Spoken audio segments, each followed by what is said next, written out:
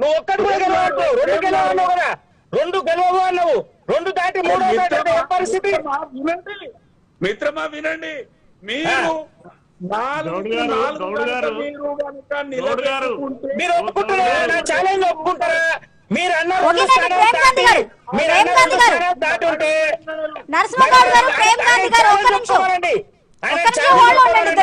రెండు స్థానాలు దాటి మూడో స్థానం గెలిస్తే ఆయన రాజకీయ సన్యాసం, మళ్ళా రాజకీయం గురించి ఆయన మాట్లాడద్దు. ఒకవేళ నిజంగా దాటలేదు రెండు స్థానాలు, నేను మళ్ళీ జీవితంలో రాజకీయం మాట్లాడా. మిత్రమా నీ పేరేంటో నాకు తెలియదు. ప్రేమ్ గాంధీ తన పేరు.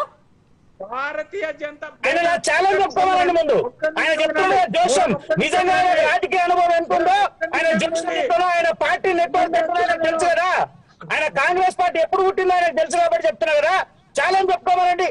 రెండు స్థానాలు కదా దాటినాయనుకో ఆయన జీవితం మళ్ళీ రాజకీయం, ఆయన రాజకీయం గురించి మాట్లాడుతూ రాజకీయ సన్యాసం. ఒకవేళ రెండు స్థానాలు కూడా రాలేదనుకో నేను మళ్ళా రాజకీయం మాట్లాడాను.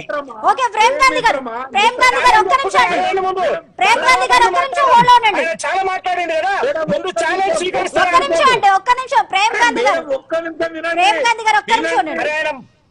మేడం యొక్క విషయం వినండి. ప్రేమ్ గారి సవాల్ను స్వీకరిస్తున్నా. చలో రాసుకో, బైసాబ్ రాసుకో, ఇంకా టైం పెట్టి రాసుకో, తప్పకుండా నిలబడదాం. ఓకే అండి, ఖచ్చితంగా మీరు ఇచ్చిన సవాల్ అయితే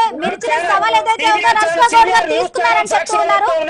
ప్రేమ్ గాంధీ గారు ఒక్క నిమిషం హోల్డ్ అవ్వండి. రిజల్ట్ వచ్చిన తర్వాత మీ ఛానల్ ముందర కూర్చోబెట్టి క్షమాపణ చెప్పించాను, లేదా ఆయన మళ్ళీ రాజకీయం మాట్లాడకుండా ఆయనే చెప్తాడు. ఇక ఓకే, ఎలక్షన్ అయిపోయాక రిజల్ట్ వచ్చిన తర్వాత మనం ఇది మాట్లాడదాం. ఈ రిజల్ట్ వచ్చిన తర్వాత ఎలక్షన్స్ తర్వాత మాట్లాడదాం, కౌంటింగ్ అయిపోయిన తర్వాత.